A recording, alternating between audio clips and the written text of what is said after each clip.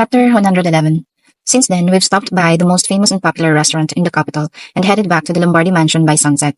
In quiet, in a quiet courage, I enjoyed the wind with the windows open as I did on the trip here, but thanks to the hairpin Perez gave me, I didn't have to worry about messing up my hair. Tia, at Perez's call, I opened my eyes. Are you ready to talk now? Yes, Perez said, taking a small breath. I'm going to the academy, and there was silence in the carriage. Perez somehow looked a little nervous. Yeah, that's what we decided to do. I had some idea. The new semester of the academy will begin soon. Perez, are you going because you want to? Yes, Perez answered my question with a tight lip. In his previous life, Perez left for the academy at the age of 15. There's only one difference between then and now. In his previous life, he was forced to go to the academy by imperial order, who was instated by the empress. Good for you. Go learn a lot, Perez. I want to ask you something, Tia. What is it? Is it good for me to go to the academy? Does Tia think so? That's right. Why? Because you'll meet your people there. The people who'll make you the crown prince and eventually an emperor. You'll learn a lot. But why didn't you convince me? You could have told me to go to the academy because it's a good thing for me. I was tongue-tied for a moment, and I said, it's something you have to decide for yourself. Perez has been through so many things at a young age, but clearly not as much as the Perez from the past life. At that time, he was a desperate man trickling of venom, and the venom made Perez overcome everything and become the crown prince. But the present Perez in front of me is not. In this situation, even if you are pushed into the academy, you cannot achieve the same results as in your previous life. Perez people were all who held grudges to someone and wanted the world to pay back for everything. They were driven by his venom. If he was going to waste time vaguely at the academy, he'd rather not go. That's why I didn't convince Perez to go to the academy. What I have to decide for myself. Perez pondered what I said. Tia, you're right. A gentle smile spread around Perez's mouth. This is the first path I decided and chosen. Perez's face looked much more comfortable than before. After much thought, I found out that the reason why I have to go to the academy. Perez's red eyes looked at me. They were deep and clear eyes without a smile. After a while, the carriage arrived at the Lombardi mansion. Even though I said he didn't have to, Perez got off the carriage and escorted me. Just before I said goodbye, I asked Perez, so when are you leaving for the academy? Perez thought for a moment and said, I'm not sure yet. Call me as soon as it's decided. I'll see you off. I see. After walking into the annex, I looked out the window and saw Perez's carriage leaving late. Asterisk, asterisk, asterisk. It was still early in the morning, where dawn had not broken out yet. Caitlin approached Perez, who was alone in the dark room, tying the leash of the cape, as well as prepared to leave for a long journey. Your Grace, everything is ready. Okay, I'll be out. Well, Mrs. Impigra would like to see you for a moment. Chief Maid Impigra? Perez, who tilted his head, allowed her in. After a while, Impigra, with a cane, came into the bedroom. The coldness of the dawn seemed to be hard work, and the chief maid didn't look so good.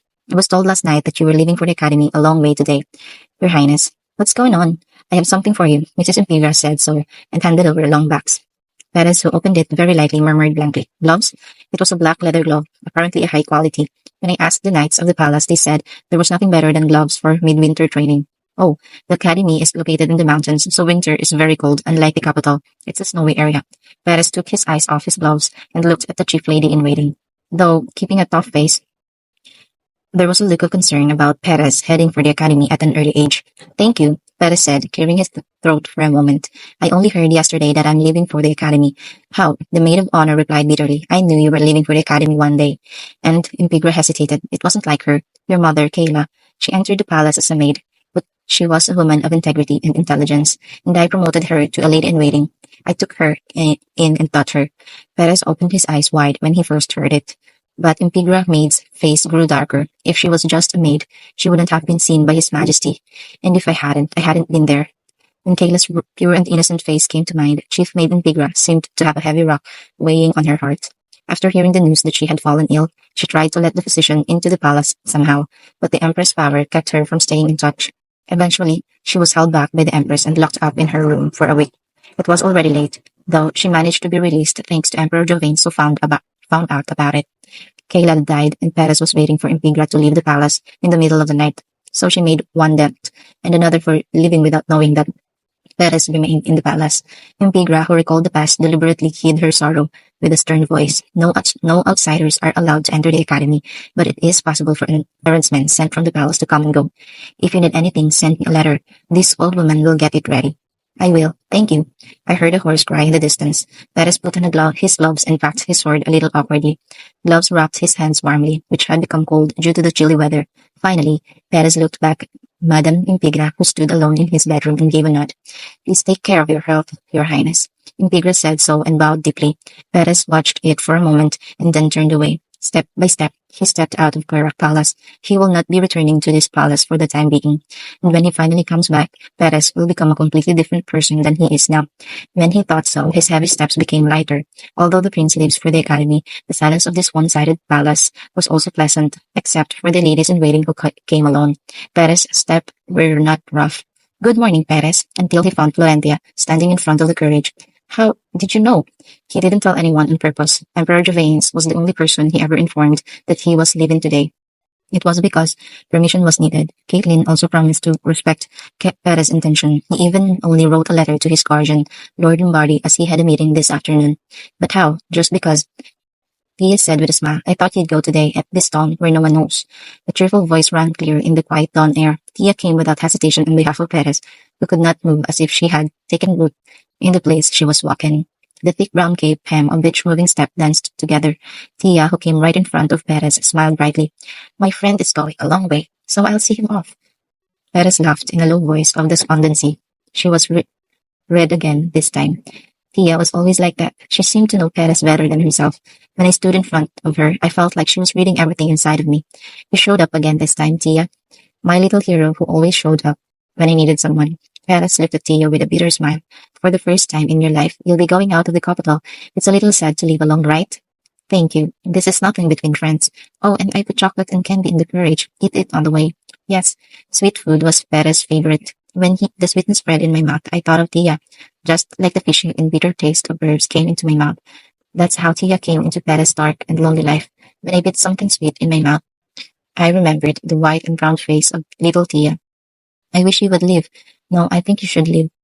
She was the light at the end of the dark tunnel, and I'll help you.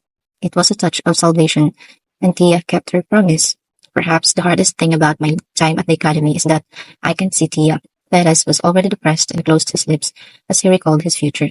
Tia, who was watching the scene, took a step closer. Perez, then she slowly raised her hands and dropped Perez in his cape. Tia's pretty eyebrows were wrinkled as if finding something unpleasant. I think it's going to be cold on the way. Perez, who doesn't get cold as he can use aura, was going to say it's okay, but Tia's actions left him speechless. Wear this and go. It was because Tia untied her brown scarf and tied it to Perez's neck. The scent of the flower like Tia rose in an instant. Oh, Perez groped around his neck in a daze.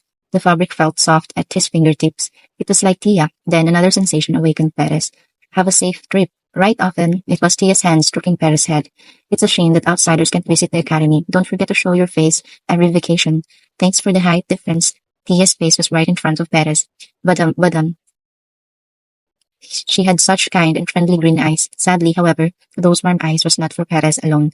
Tia is such a nice and kind person. She simply cannot turn a blind eye to those in need of help. I had to share with others that hand of salvation that once extended to me as a child. I deserve it all for myself. When Tia's green eyes captured other people, dark thoughts grew uncontrollably in my mind. Perez himself didn't even know he was thinking that way. Tia also spoke in a clear voice. Let's write to each other. Whatever happens, okay? Are you worried about me? The voice coming out was low and murky. Of course, isn't that obvious? You're worried about me. Perez felt great relief at the word, but then again, out of the blue, got greedy. Just this once. Let's be a bad kid to Tia just this once. Perez swallowed this just this once and looked at the horse's face that tilted his head in ignorance. Oh, well, poor horse. Then he kissed Tia's white forehead. You up? Tia, who quickly stepped back, covered her forehead with her hands, with her face dyed red. Perez was somehow pleased to see the embarrassment. Instead of saying goodbye, red eyes like rubies folded, and a deep smile bloomed on Perez's face. Tia, Perez said with all his heart, you can forget about me. As if he's casting a spell while looking at her with her ardent eyes. I'll think of you every day. Tia's eyes were seen shaking like the leaves trembling in the wind. Yeah, that's enough for now. Perez smiled contentedly. I'll be back. Wait for me. End of chapter 111. Chapter 112. Perez has left for the academy. It was a few days ago, except that there is no reason for me to go to the palace anymore. My daily life was not changed much. It was a series of days where I took care of Pellet's business and sometimes stopped by my grandfather's office to check if he was taking medicine well and ate together. My father was away on business trip to check the additional clothing branch in the south. My father was away, and the twins are busy training. Having already been to Pallet in the morning, I was on my way to the office to have lunch with my grandfather. Lorraine, who was supposed to eat together with me, decided to meet at the restaurant. I think I'm a little bored without Perez. Oh, suddenly that morning came to mind. It's because he has a pretty face. Oh, I don't think so. Perez is smart, uses words well, and has a nice personality. Anyway, that day I was so embarrassed that I couldn't even scold him and just let it go. The next time I see you, I'll give you a spanking. I'm going to give it to you hard. If you misbehave with that pretty face, the empire will probably go berserk. As I walked with that pup, I was in front of the office. Knock knock, I knocked, but strangely there was no answer. I'm sure he know I'm coming. I tapped again, but there was no word. By any chance, at the moment, my heart sank. Grandpa? I knew it was rude, but I opened the office door, and as soon as I got inside, I could find my grandfather reading something in front of the desk. Oh, thank God. I swept my chest down inside. Grandpa, are you busy? I stood in the doorway and called one more time, and my grandfather was surprised and took his eyes off the paper. Oh, Tia's here. What are you doing there without coming in? Come here. Fortunately, my grandfather didn't seem to care much about me opening the door without permission. Are you very busy? I've been feeling a little bit of that lately. Grandfather replied, smiling but pressing hard around his eyes. Does your eyes hurt? Huh? It's nothing. When you reach grandfather's age, your eyes become dim. I don't know about little Tia yet. Grandfather said so and patted my head, but I carefully examined my grandfather's complexion. I'm glad if it's just presbyopia. In my previous life, my grandfather was the first to lose sight due to the after effects of the disease. Knowing that, I can't just laugh like my grandfather. Did you have breakfast, Grandpa? Yes, I did. Not roughly, but properly. Grandpa pats his short beard and avoids my gaze. So you didn't take the nutritional supplements Estira gave you? I was thinking about having lunch and eating. Phew, I felt like sighing. At times like this, it is frustrating that I am the only one who knows the future. When I put on a glum face, my grandfather began to sweat. Until yesterday, I've been eating everything, Tia, so don't be so upset. I'm not upset that you didn't take the nutritional supplements. No, that's right, but what? Grandfather looked into my face anxiously and asked. It's sad that my grandfather has to work so hard. I wish there was someone who could help you relax a little. There were many people who maintained a household position until they were as old as grandfather, but usually they had their heir next to them to help. It is to learn how to lead the family step by step by helping them with their work. But my grandfather still took care of everything by himself. It was because Greece was constantly trying to help him, but my grandfather had not allowed it yet. So as the year goes by, the burden on my grandfather is increasing. In his previous life, it was long after that my grandfather reluctantly began to teach these about the family's work. Perhaps until then, grandfather was waiting for someone to stand out, not these, to lead this family. However, even after finally winning grandfather's trust, this ability was not enough. That's why I had to work next to my grandfather like a secretary and fill the void of what Viz did. I didn't know that Artia gives so much thought about her grandfather. Oh, pretty girl. Grandfather, who didn't know what was inside my mind, just patted my head with a happy face. The benevolent smile overlapped with the old man's face I saw in my previous life, so I was a little emotional. Don't worry, Grandpa. I'll ease your burden when I grow up. Grandpa, let's go have lunch. First of all, the priority was to protect my grandfather's health as much as possible until then. Yeah, let's do it. I took my grandfather's hand and headed to the dining room. Lorraine asked me to join her for dinner. I'm sure they've all arrived at the dining room first by now, and they're waiting. Maybe Granny too. I see. How's Granny doing these days? Belsac that basta. No, I think it's great that Belsac doesn't bother him anymore. He comes to my study almost every day to borrow books. Yeah, that's a relief. You take good care of Greenie so he doesn't feel lonely. It happened in a blink of an eye. My grandfather's body suddenly lost its balance and faltered loudly as he was walking down the stairs with a smile. He sat down halfway like a man who was relaxed in his knees, and soon his body began to bend forward. Oh no! We were up the stairs. If left alone, grandfather would fall down the stairs. I pulled my grandfather's hand, holding it as hard as I could. I yanked my grandfather's body towards me, giving up my balance and pulling my head back altogether. Fortunately, it worked. Grandfather's body, which was falling forward, changed its direction toward me instead. But with my 12-year-old body, it had no power to bear such weight. Naturally, my grandfather's body overlapped on top of me, and I fell under it. Oh, instinctively, I felt my arms and shoulders bumping into the corners of the pointed stairs, and sharp pain hit me. Thump, embracing my fallen grandfather's body with a heavy sound. I could only stop after being pushed down 2 steps. Having confirmed that I was no longer sliding down, I hurried to look at my grandfather. Grandfather! But grandfather, with his eyes tightly closed, didn't answer. I want to check his consciousness by shaking his shoulders, but my arms were underneath me, holding grandfather. Help me! I cried out. My screams rang through the mansion walls. Somebody help me. Lombardi's mansion is so on alert. It was because Lula Lombardi, the owner of the house, collapsed. In other words, it happened on the stairs and the employees trembled with anxiety, asking if how big of a damage was dealt. At the bedroom of the house lord, many people, including knights guarding the front, were standing and waiting for the doctor to come out and tell the good news. Then a loud voice came out of it. Oh well, didn't I tell you to look at Tia first? Sitting on his back against the bed, Lula yelled angrily. Look at that blood. The child comes before me. I am fine. I just missed my step. Standing next to Lulak's bed, Estira tried to persuade him with a calm voice. Lady Florentia is being treated by Mr. Ollier. Ollier was a disciple and colleague whom Estira brought from the academy. You're better at it. I'm fine, so see Tia, Dr. Estira. Shannon shook her head at Lulak's stubborn attitude, but looked at Tia anxiously. At the time of discovery, the child, who was completely under Lulak's body, had a dislocated shoulder and torn flesh in her arm, indicating that she had received all the shock with her small body, and the dress was stained red. But in the meantime, Tia was shouting that her grandfather was unconscious. Then V, standing with his arms folded, snapped back. Father, you're the owner of this house. You're more important than a child like that. Stop being stubborn. Bees! Luke burst out and screamed. He looked so angry that I was worried that he might collapse again. But then there was a small but calm voice. No, that's right. It was Tia sitting in the chair across from the bed. The side of Ollier, looking at her injured shoulder, sat upright. Grandpa didn't miss a step. I saw it. He stood up for a while, but then he fell completely unconscious. Lulu coughed in vain with a prickly expression. I mean it, Dr. Estira. Go ahead and see my grandfather. Asterisk, asterisk, asterisk. First aid was completed on my shoulder, while Estira carefully examined my grandfather with the things she took out of the bag. The rest of it should be moved to the clinic to get anesthesia and sew the torn part. And finally, Estira spoke with a dark complexion. We'll have to spend more time examining the details, but I think Lady Florentia is right. It wasn't just an accident. Also, my ominous hunch has never been wrong. In my previous life, grandfather was greatly ill at this time. My grandfather, who had been found collapsed in his room in the morning, had to remain unconscious for a week before being bedridden for months. Unfortunately, this time it wasn't as serious as it was then, but something similar happened. As Lombardi's physician, I recommend that the Lord recuperate for about a month and recover his strength. So, you don't want me to work? Grandfather questioned Estira's words. You need to rest to regain your stamina. That's ridiculous. But Lord, so this family, who's gonna take care of Lombardi? There was no answer from everyone. There was no one who could replace him right now. The names of some of the household owners of the Bongshin family came to my mind, but soon disappeared. Those were the people who were already hard-pressed enough in their positions. It was them. Don't you have me? V said, stepping up by the bedside. I will lead Lombardi instead of my father. I mean, while you're recuperating. He said his father was sick, and it was worth seeing V's face glowing. Father, eventually Shannonette urgently called my grandfather. This is something that should not be taken lightly, and that was the common idea of the people in this room. Even John the butler turned pale. What is it, sister? Are you saying that I'm not good enough?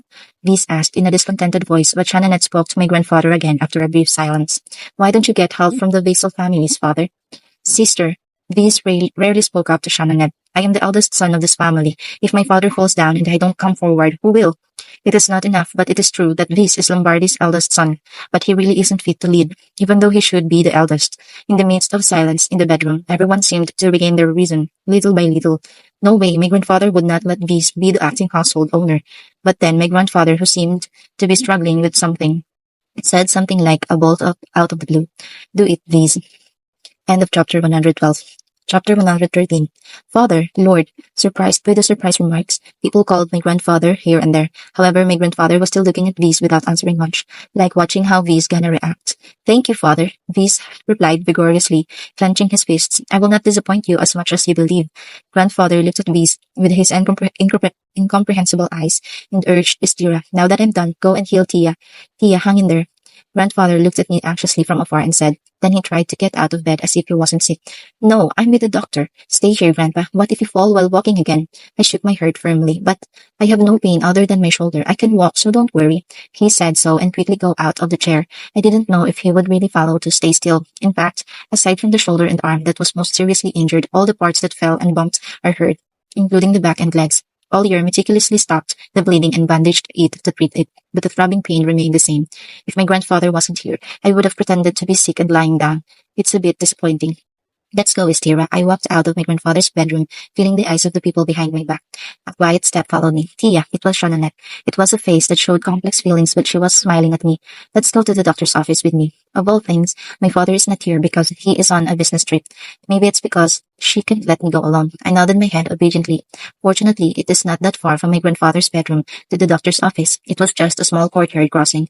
But in the meantime, Shannonette constantly talked to me. It must hurt a lot. Tia is very polite. For Shannonette, who is a quiet talker, she really spoke without breathing.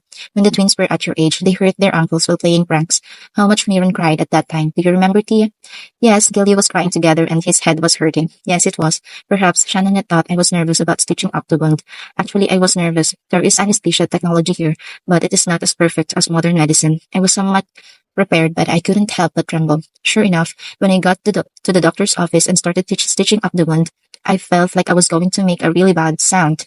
Oh, hang in there, Lady Florentia. Estira started rushing as fast as she could to keep my pain short. But of course, the pain got worse. There was no fear, actually, knowing that it was just a slight wound, but the pain was inevitable and physiological tears began to drip. It was then there was a gentle grip on my hand, which was clutching the hem of my skirt. Hold my hand. It was Shannonette. Surprised, I looked up at Shannonette blankly, and the needle penetrated the flesh again. Oh, unknowingly, I held Shannonette's hand tightly enough to dig into her hands, and I was surprised by the act again, so I hurried to let go of Shannonette's hands. It's okay, Tia. But Shannonette rather held my hand tighter and wouldn't let me go. Hold my hand, Shannonette said. Kindly make eye contact. Thank you. It was hard to say thank you properly. Eventually, I managed to hold Shannonette's hand. Through the process, the whole time Estira stitching up the wound. It's over, Lady Florentia. Whoa, whoa. I opened my closed eyes as I could barely let out the breath I had been holding from screaming. Good job, really, Estira said, wiping the sweat off her forehead. Yes, Estira had a hard time too. I could see blood droplets on the back of Shannonette's hand I was holding, and the red blood permeated under my nails too. I clasped Shannonette's hand so tightly that I cut the back of her hand. I'm sorry, I didn't know. I apologized quickly, but Shannonette smiled and shook her head. Sorry, I'm so proud of you, Tia. You put up with it. Then she patted me on the head. I knew that Shannonette wasn't just a blunt person. It was also my first time experiencing this in person. Then I'll apply for some medicine elsewhere. After a long time, I was able to apply for medicine all over my body, change my ruined clothes, and lie on the bed in the doctor's office. It was a kind of hospitalization because Mr. Ollier will be by the Patriarch's side tonight. I'll take care of you here. But my grandfather, the Patriarch, just needs someone to watch in case we don't know. It's Lady Florentia who needs more treatment right now. Estira is adamant at times like this. Yes, have a good rest here today, Shannonette also said, covering my neck with a thick blanket. Knock, knock. Can I come in? It was a grandfather who came all the way to the doctor's office. Come in, Lord, Estira answered instead. The door opened and the half-crying grandfather approached the bed where I was lying. It was very different from what I was saying in front of everyone a little while ago. Tia, oh girl, my grandfather groped my still wet eyes with his fingers and couldn't take his eyes off my shoulder with the bandage covering. After a long silence, grandfather spoke in a trembling voice. I'm sorry. This is grandfather's fault. It seemed that he was blaming himself for me being hurt like this. I looked at such a grandfather and asked, do you really feel sorry? Yeah, because of me, you're like this. Then, promise me you'll be treated well and take the medicine Estira gives you. I pretended and stuck out my little finger. Tia, grandfather couldn't speak, looked at my finger and soon nodded and hung his finger. It was still a trembling hand. Then he hugged me to avoid getting hurt and muttered over and over again. I'm sorry, this, grandfather. I patted him on the back. I'm glad my grandfather didn't get hurt as much as he did in my previous life. I thought so from the bottom of my heart. Asterisk. The next morning, Viz accompanied his wife Sarah Lorraine and Belsac into the master's office. As if to enjoy this moment, Viz slowly approached the main desk and laughed as he sat down on the chair. Yes, that's how it feels. The moment he had hoped for came a little early. It was a month's temporary job, but it didn't matter. It was because he was very satisfied that he could taste a little bit of what would someday be his own. Congratulations, honey, Cyril said, gently rubbing V's shoulders. Your father's down. That's a blessing in disguise, isn't it? I know, heaven must be helping me. What if he's going to step down forever? Belsac slipped in and put words on it. Peace seemed to give such a son an eye but smiled. Well, that doesn't mean it doesn't happen. He's old enough to want to spend the rest of his life in peace. Then he saw Lorraine with a discontented face in V's eyes.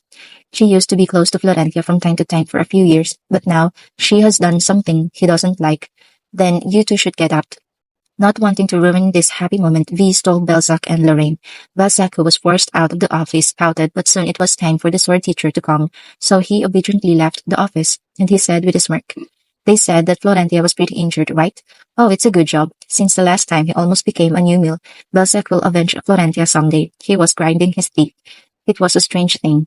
It was a secret that no one knew. He was afraid of birds. How did she figure that out? The good news came when he was reminded to give her a chance first, after giving Balzac a hard time. Florentia rolled down the stairs, trying to save her grandfather. Rumors circulated that how bloody they were and that the maids who were cleaning were crying. I should have seen that. What a funny thing to happen the day he was in the palace. Balzac laughed wildly. It's better because she won't be able to move properly for a while. Balzac. Suddenly, a loud noise broke out right next to him. Who, sister?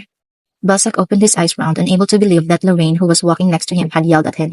How could you say that? Lorraine clenched her fists and was so angry that her face turned red. Since Balzac was born, only this time he saw this.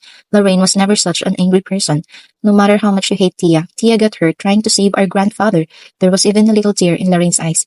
I'm worried about how much pain she's still in, but you. Lorraine, who raised her index finger, approached Balzac threateningly. Balzac took a step back without realizing it. Well, Tia is sick. Just be shy to Tia. Then Lorraine squinted and stared at Balzac. Never see her again. While Balzac was speechless and stuttering, Lorraine went far away, blowing up a cold wind. Asterisk, asterisk, asterisk. Bam! Lady Florentia. Where are you, Lady Florentia? There was a strong opening of the door and the voice of Clarivan looking for me urgently. I'm here, Clarivan. Bedroom. As soon as I answered, I heard a murmur, and Clarivan appeared in the doorway. Lady Florentia. Clarivan's face, which even rushed in sweat, was contemplating. Are you here? I raised my normal arm and waved my hand to Clarivan. Are you here, brother? Lady, have another piece of fruit. Yes, thank you, Laurel. Clarivan came up to me and asked, as he saw me crunching the fruit that Laurel cut. Are you all right? I ran here when I heard that you fell down the stairs while trying to save the Lord. Rolling? The story must have been so inflated again. Well, then, where did you get hurt? I'm a little hurt. My right shoulder and flesh are a bit torn, so I'm not free as you can see. As expected, Clarivan became a crybaby and it plopped down on a squishy bed. But it's not as bad as it sounds. Here, let's eat the fruit. I played the fourth fruit in Clarivan's hand. Clarivan, who briefly took turns looking at the fruit in his hand, sighed quietly and reluctantly, took a bite of the fruit. What the hell happened, Lady Florentia? Clarivan asked, with a much better complexion, as if he was relieved to see that I was still fine. I was going down to eat with my grandfather. I told a story briefly. Clarivan, who was listening, silently nodded and said, But I'm glad Lady Florentia was not seriously injured, and it seems like we discovered the Lord's disease early. Aren't you too worried? It was Laurel, who was peeling fruit, that asked in a sighing voice. This became the representative of the Patriarch. The people in the family and the employees are all over the place right now. But how can you two be so easygoing? We asked by Laurel. Me and Clarivan looked at each other. Then Clarivan replied in a casual voice, I think it's rather fortunate that Viz is acting as a substitute for the Patriarch. End of chapter 113. Chapter 114. Fortunately? Yes. To Laurel's confused question, Clarivan answered neatly and succinctly. I don't quite understand what you're saying. How can you say it is fortunate? Of course, it's not a good thing that Viz can exercise the same rights as the Lord for a moment. Clarivan frowned for a moment. He was bothered by Laurel calling him brother. Then he said, But the important thing is that Viz is going to do a terrible job of acting as the householder. It's probably hard to see with your eyes open. Clarivan smiled with one corner of his mouth as if it were funny just to imagine. So there's nothing to worry about. I'm glad to hear that. Laurel sighed again at the end of the sentence. It wasn't as if she didn't believe what Clarivan said. However, she's worried that Viz has become a householder temporarily. It was a great thing in a way. I can't believe everyone in the family is worried about Lombardi. I agree with Clarivan. Laurel looked at me with her eyes wide open at my words. As much as I secretly showed my dislike for Viz, I thought I'd be as angry as she was. Of course, Laurel is right. No one in Lombardi hates Viz more than I do. I can assure you of that, but at the same time, like Clarivan, I believed in my grandfather's judgment. Although he has a strong affection for blood ties, he was not a person who could not think about public affairs separately. In addition, maybe it's a good opportunity. A good opportunity? There's a big question mark on Laurel's head. This and the word good opportunity seem to be irrelevant in her head. This time, everyone will know. I smiled and explained kindly to Laurel. Everyone will know how short of a householder this is. People will see a little bit of the future that only I know now. It's kind of like a rehearsal. This is a preview of what happens when Viz becomes a householder. Perfect timing. In my previous life, my grandfather was seriously ill at this time of year, and to make matters worse, it happened. Of course, Viz was acting as an assistant householder at that time. However, Viz was not aware of the seriousness of what was happening in front of him. Lombardi, who missed the golden time to respond and deal with the situation, had to suffer a huge loss. Eventually, my grandfather, who had barely recovered himself, received a report from the bank chief at his bedside and even took care of the matter himself. What do you mean when the time is right? Then Clarivan tilted his head and asked, I'm just saying, my grandfather is not seriously ill. I don't think he's the one who's just gonna leave everything to Viz. Right, you're right. He's not the kind of person. Clarivan nodded when I talked her around. I smiled at L'Oreal, not to worry. Obviously, there is a similarity between this life and the previous life. For now, in my previous life, Viz was the only one left to act as acting householder at this time of year. Like the household leader, there was no other option. Also, this time, grandfather could not do his job properly, and Viz became a temporary householder. But there was a big difference between last life and this life. It was me. There's me in this life who knows the future. Asterisk, asterisk, asterisk. It's been a few days since V started working as a household. The position as a patriarch was just as V's had dreamed of. He came to have power and authority that no one envies. Thanks to this, V's was very satisfied every day. The work that he was nervous about was getting better day by day. So it couldn't be better, to be honest. It was so easy that he kept thinking, did my father have a hard time doing this? Well, that's enough, right? V's asked as he looked at the young household Devons in front of him. Why aren't you answering me? Clan Devons were one of Lombardy's many vassal families and were in charge of Lombardy's transportation projects. Lombardy was also an important family that brought together the family's many businesses, as it had shops, banks, and agricultural plantations throughout the continent. However, the Devons family's sublease had deteriorated when his son had just taken over the post. Therefore, even if he is young, he should respect the owner and use honorifics with each other. However, Viz, who is still the eldest son of the household owner, is temporarily acting as a householder and was talking informally to the young householder of the Devons family. Yes, it's done. The householder Devons replied, holding back his rising anger. It was a waste of time explaining to Viz, who didn't understand the report properly. It was decided that it would be better to report back then when the householder returns later. As the heir to the vassal family, he had seen Viz all the time, so he knew Viz was stupid. He didn't expect it to be this much. The head of the vassal family were very busy people. There were also many Lombardy businesses in charge and had to take care of each family. That's why the householders didn't move directly on most things, except for regular meetings that were held about once a month. Lulek's approval was obtained by sending an agent or posting documents. In just a few days, however, the vassals realized that they should not work with Viz in this way. They wondered if he didn't understand the document they uploaded properly, and the returned approval document said something wrong instead of a stamp. In some cases, they were forced to do new things out of the blue instead of the ones they had prepared for a long time ago. It was only a month-long proxy position where the owner was recuperating, but Viz acted as if he were the next complete master. Wah, Clang Devon, who sighed out of the office, encountered Gordic Bray, Bray's first son, who was waiting at the door just like him. He, who is in charge of and manages Lombardy Bank on behalf of the older Bray owner, apparently came running to find out the situation and report his work. How is it? Go ahead and get in. Get your mind ready. Oh my. Gordic, who drooled when he saw Clang Devon's face, went into the office with a short cough. He had to discuss something with the Patriarch, but he can't believe Viz became the acting Patriarch. The timing was not good. Instead of Viz, who doesn't even greet properly, John the butler approached. It was John who was assisting Viz's work according to Lulak's order. Which tea would you like? But even before the question was over, Viz blurted out at Gordic. How's the loan I introduced you to last time? A few weeks ago, Viz brokered loan applications from several acquaintances. Oh, you have decided to trust me and get a loan from the Lombardy Bank, but you keep saying that the approval is being delayed. In the first place, there was no bank in the Empire as reliable as Lombardy's, so they're lucky if they can borrow money from the Lombardy Bank even if Viz doesn't broker. And it was natural for a large loan to go through months of screening. Furthermore, Gordic looked at some of them, lacking credit and poor business plans, were not fit to take out loans. Viz is rather throwing troublesome trash at the Lombardy Bank. I'm looking at the application myself, so sooner or later, I would have introduced only healthy people on my own. They're going to pay interest for another month only if you deal with it quickly. Then, there's a case where you lose all your loans and you don't get it back, you idiot. Gordic wanted to shout in the face of Viz. Yes, sir. Let's just hang in there for a month. Gordic put up with his anger thinking so, and for some time there were reports of Lombardy banks as a whole. The process, which normally would not have taken long, has been indefinitely prolonged. It was because of Viz, who insisted on nonsense, not to mention that he could not understand it at once. Oh, and one more thing. What else is there? Viz, who was yawning, retorted as if he was tired. A forgery check was found yesterday. Forgery? Yes, it's a deposit check to be exact. When an individual or business has to make a payment, it is paid using a check that has been set aside from the bank in advance instead of cash. Then the recipient of the check came to the Lombardy Bank and took as much money as it said. How can you be fooled? It's so much the same that you can see the difference with the naked eye. The paper is meticulous enough to use the same material, Gordic explained calmly. When a check comes in, we pay for it and collect checks from all over the country once a week to check against the books. If it looks the same, it's hard to spot the counterfeit goods. While speaking, Roddick doubted that V's understood everything he said. How many counterfeit checks do you have? One sheet. What? One? Just one? I thought there were about 10 more. Lord Beast, this is not an easy matter to turn over. Once they confirm that their counterfeit checks work. Oh, that's fine. Beast shook his hands as if he was bothered and cut off Roddick's words. Tell me when you get 1 or 10 counterfeit checks. Roddick was speechless. He thought he'd go to the Patriarch's bedroom right now, but he held it in. It was because he was blaming himself for Lulak's fall. It wasn't just Roddick. That was the case with all the Vasals. They think they have not properly assisted themselves. Roddick, who swallowed a bundle of things to say, greeted him and left the office. If you have time to mind a check, just settle the loan.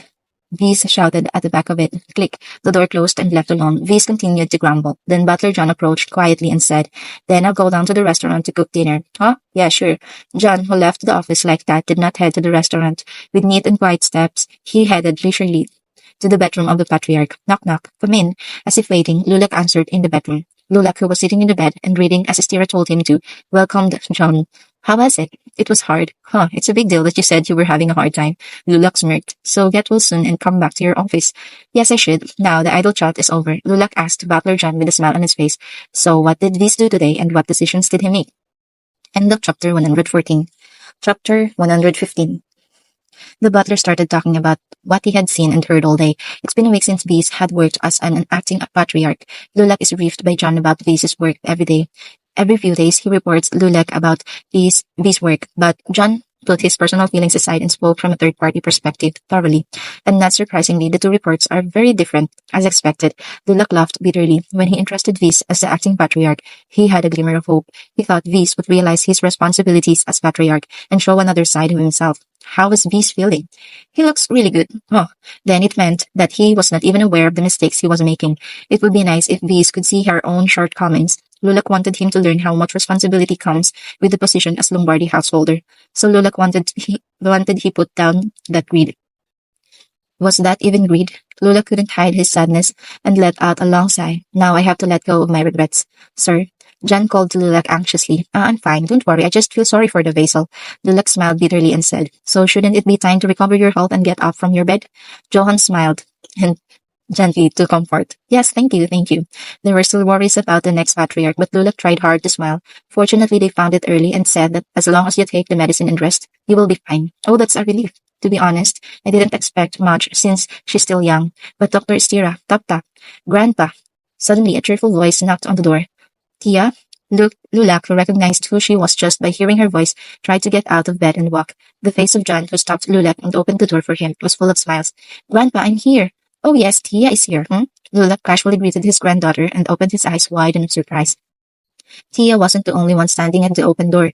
Lorraine Craney stood next to her and even the twins standing at the backs together. Children who did not seem to resemble each other were filling the doorway with bright faces. Tia smiled brightly at the surprised Lulak. I'm not alone today, Grandpa. Asterisk. Yes, come on in. A smile slowly formed on my grandfather's face. It was an inexplicable smile. I prepared drinks and snacks for you. The butler said so and quickly started to pack the bread and juice that had been placed on one side. In the midst of the clutter, I said with a slight nudge on Craney's back, What are you doing, Craney? You're going to visit our grandfather. Did you bring gifts? Grandpa looked at Craney and asked, Well, that's, Craney turned his face red and held out a small bouquet of flowers hidden behind his back to his grandfather. Get well soon, Grandpa. Ha! Grandpa knew how shy and unapologetic Craney was, so how courageous of him to give this prepared gift to a grandpa he's scary of. Yes, thank you, Craney. Grandpa patted Craney on the shoulder as he accepted the bouquet. You have a very good eye for flowers. This compliment too. I've been picking the flowers all day from the mansion field. Yes, it is very beautiful. Oh, I got praised.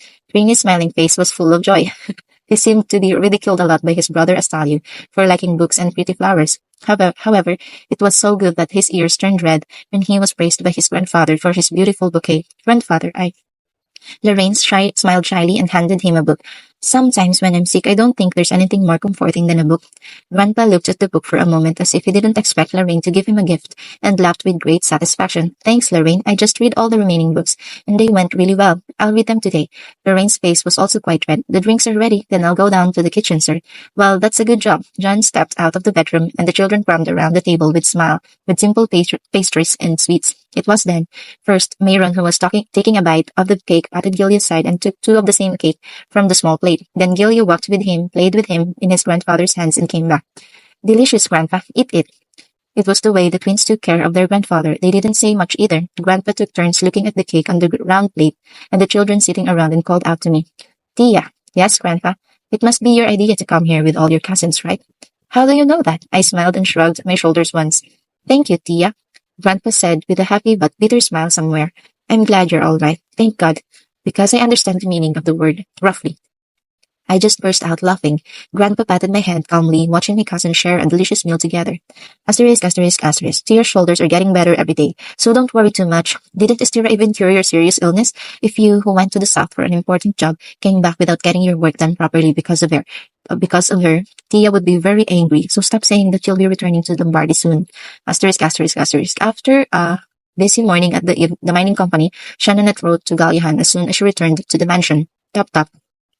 Are you there, Mrs. Shannonette? That's when a strange sound knocked on the door. Who's this? Shannonette, who tilted her head and put down her flag pen, opened the front door herself. Good morning, Shannonette. I haven't seen you in a long time. This is Grodick Bray. A slightly stiff-faced man quickly took off his hat and greeted politely. Yes, it's been a long time, Mr. Bray. Come in. Shannonette opened the door wider and led Grodick into the living room. Well, excuse me. Would you like some tea? What would you like to drink? Oh, everything is fine. Grodick, who was about to sit on the living room sofa, quickly answered Shannonette's words from inside, releasing his hips again. I can't believe you're giving me tea alone like this, Grodick said awkwardly as he looked at Shannonette, who came out with the tea after a while. Because I like to do little things that I can do with my own hands. I'm a poor person too. Shannonette's face said so, looking very calm. No one didn't know how thoroughly Vestian scolded straight at Shannonette, but when Grodick saw Shannonette, he thought she looked better than ever. You must be busy with your bank work. What brings you here today, Lord Grodick? Oh, that. After a moment of hesitation, Grodick took out what he had brought and placed them side by side on the table. Is this a check from the Lombardy Bank? That is. But why check? Do you have intentions to? Shannonette's voice grew cold. Lombardy's Basil family often faced this situation. Some brings cash or jewelry and gives it as a bribe to have a good look. Grodick jumped at the thought that this situation might look like that. No, it's not like that. How could I? Subconsciously, Grodick explained, taking out a handkerchief and wiping the sweat from his forehead. One of the two checks here is fake. What do you mean fake? Someone worked really hard to make a fake check.